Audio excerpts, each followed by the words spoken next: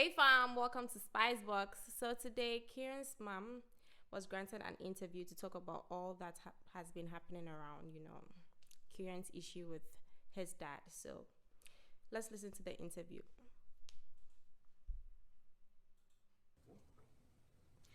Hello, everybody, and welcome to The Heartbeat. I'm Erica English, and I'm here in the Fishbowl Network. It is nestled inside of what used to be Globe Life Park in Arlington, Texas. And we want to thank you guys for letting us occupy your space tonight. I am here with a very dear friend of mine and a beloved coworker. I've had the pleasure of working with her for several years, Miss Shawn Ewing. She is the mother of Kerrion Franklin. She and Kirk Franklin share Kerrion as parents. So thank you for coming in tonight. Okay, so the lady in the black is Kieran's mom, and the lady in yellow is the one interviewing. Thank you for being here to support me, and thank you, Paul. He's engineering for us. It's just an honor and a privilege to be here, even for this moment and this occasion. But God is still good, and God's gonna get the glory. He will. He will. Out of all of this. God is always good. Well, thank you for trusting me with this. And this is, we are just going to let people eavesdrop on conversations that we've had over the last couple of years, because I know that this has been a sort of a sensitive subject for you for some time now. So just give everybody else some background as to how we got here. How we got here. I have a son. His name is Kerrion Franklin. He's my beloved. He's my only child. I love him. And we have had challenges. Of course, when you're a teenage parent, you're not perfect, but we had challenges. But over the years, Kirk Franklin and I have been co-parents. And even though our son will be 33 in a couple of months, he's still our child. And Okay, so as Kieran's mom said, she and Kirk have been divorced for quite a number of years now, so they are no more married. Vowed to work together with raising him, parenting him, and even though we've had some challenges, we still remain co-parents. A lot of times people haven't heard from me. I haven't made a lot of noise in the news, behind Kirk, and for what or why, But we're here because some private information was leaked and Kirk kind of lost his cool. And we talk about cancel culture. And I was thinking, I can't leave Kirk out here by himself on this one. So I'm really not talking to y'all, anyone else. I'm really talking to my son. But you all will get a glimpse of this because I think it's very good she came out to speak because she didn't leave Kirk alone to suffer public shame or ridicule. So I think she really did well. Kudos. Because of it was made public. So that's why we're here. But so for the last couple of years, I know that things have been posted online. Yes. By your son. So just kind of paint the picture as to, I guess, how things kind of climax to what we are dealing with today. Well, when an individual child or someone is, so to speak, rebelling against their parents, and you hold them to a point of accountability, sometimes you get pushback. And sometimes you get pushback because they say things are not fair, or sometimes you get pushback because they are in a rebellious state. And in order, as you're working through that, you're trying to really find out, well, what is it?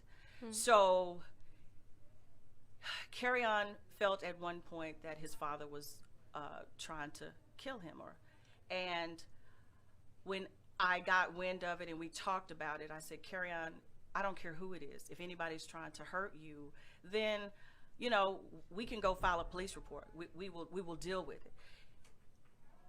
I'm not saying my son is not hurting from us being teenage parents. I'm not saying my son doesn't have a testimony, but what I am saying is you were not abandoned. No one abdicated their responsibility towards you. You are loved. you are loved, Kerrion Franklin. And I'll look in the camera and say that you are loved. We support you then, we support you now, we support you tomorrow.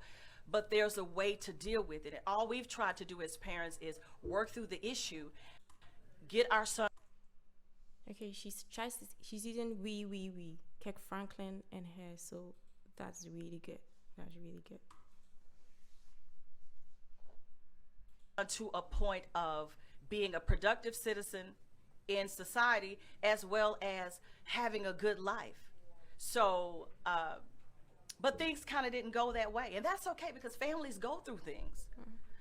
But we don't get to use a part of an audio and not understand the true history of counseling, therapy, godly counsel, holding Kerrion responsible, holding Kirk responsible, holding myself responsible, because I want to deal with what my son needs to deal with. And unfortunately, we're now having to do it here. And just some background about you, because you have experience in helping people who have had trauma with your work in the Women's Center. And you and I have just talked several times about the Me Too movement, just in our own personal conversations. Absolutely. And I know you feel passionately about just if there is an allegation or if there is something that has happened, just to go about it the right way. Right. We're not saying that a victim, and sometimes it takes years for a victim to come forward to be able to have the strength and the courage to tell their story.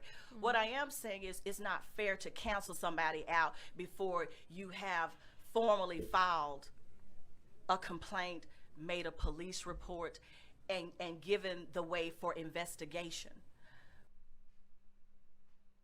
We are quick, especially for black men, to cancel them out.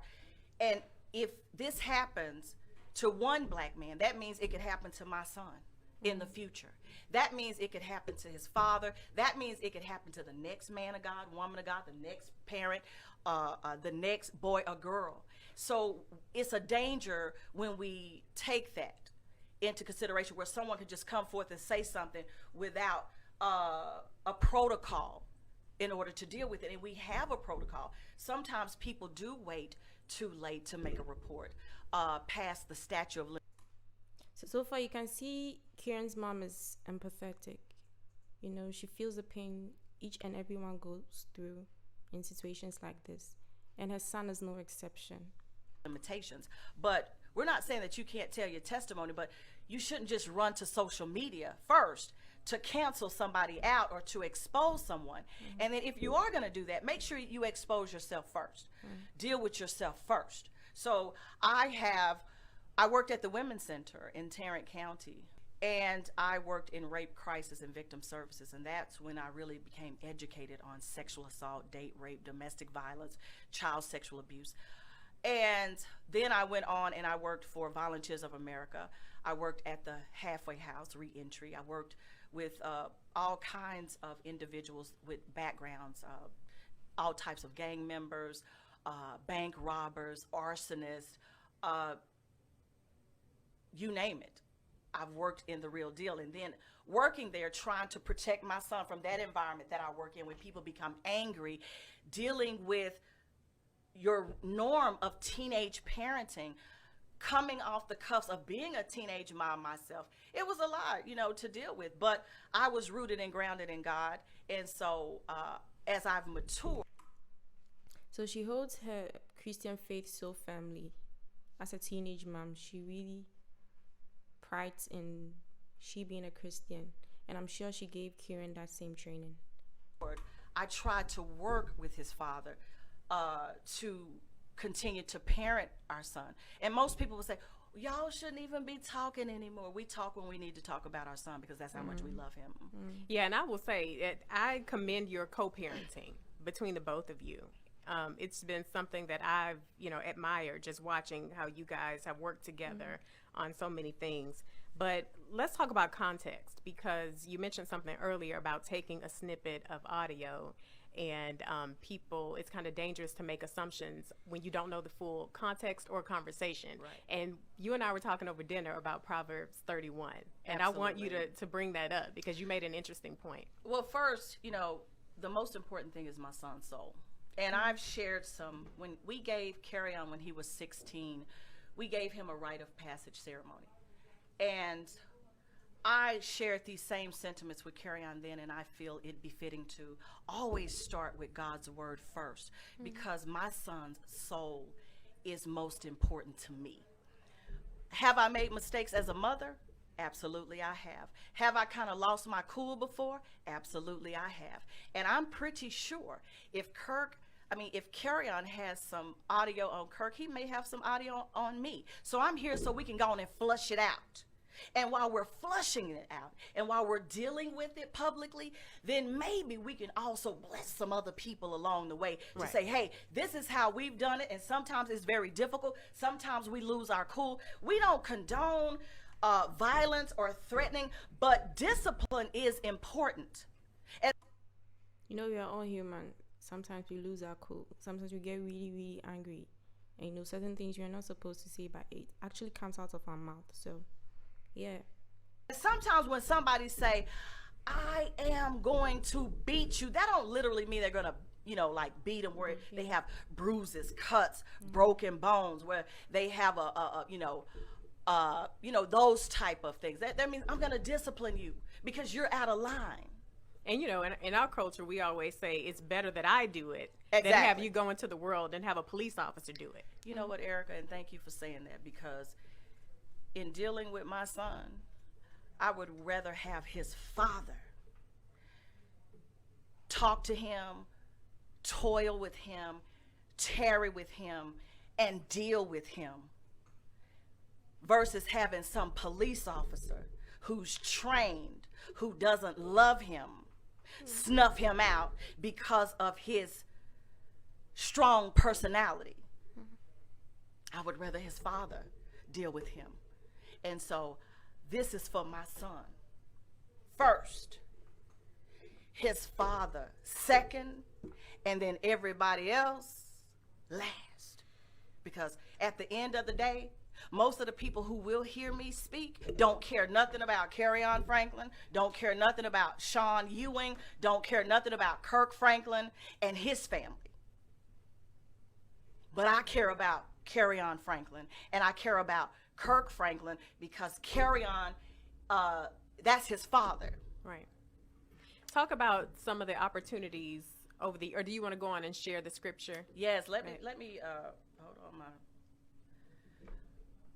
Like I said, when Kerrion was 16 and we had a rite of passage ceremony for him, I shared these sentiments with him, and I feel it only befitting to do it now.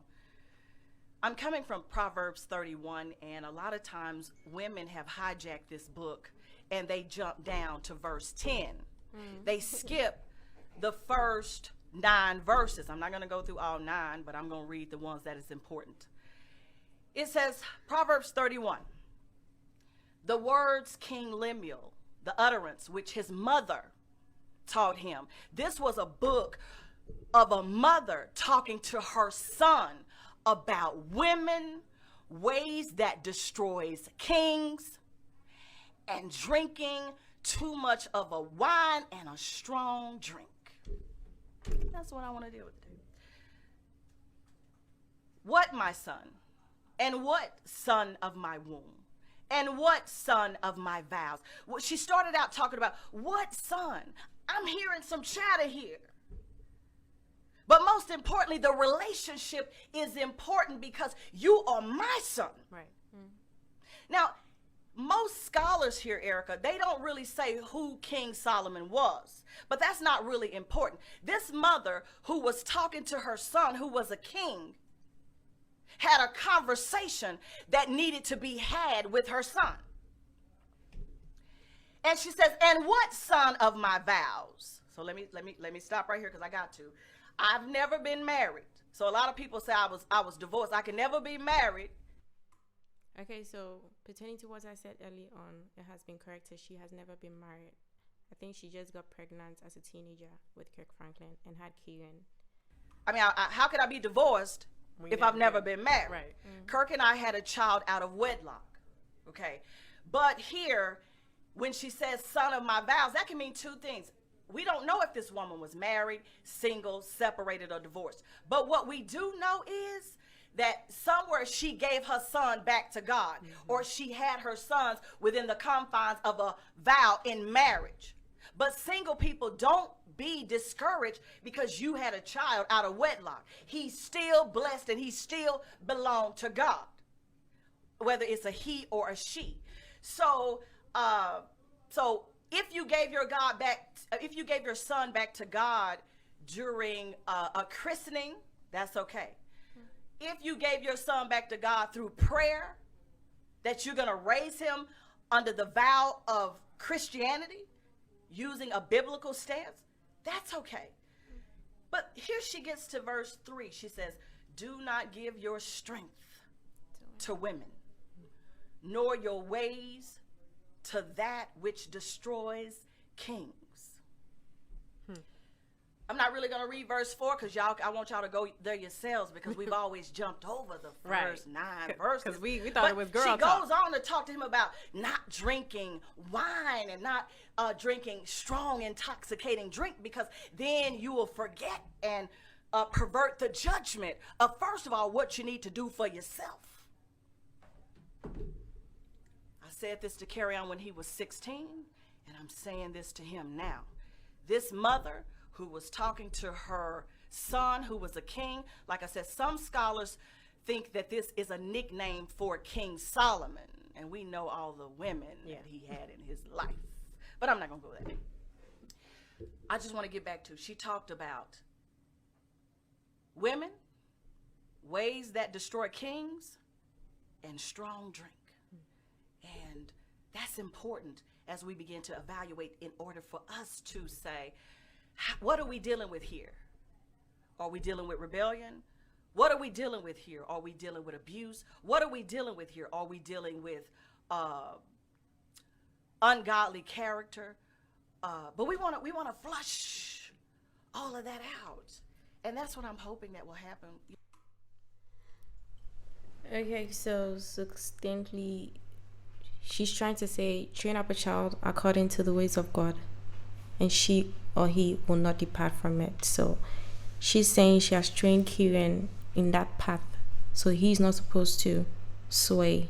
So if Kerrion is coming out today to argue with his father publicly, then she has done a path as a mother. Yeah.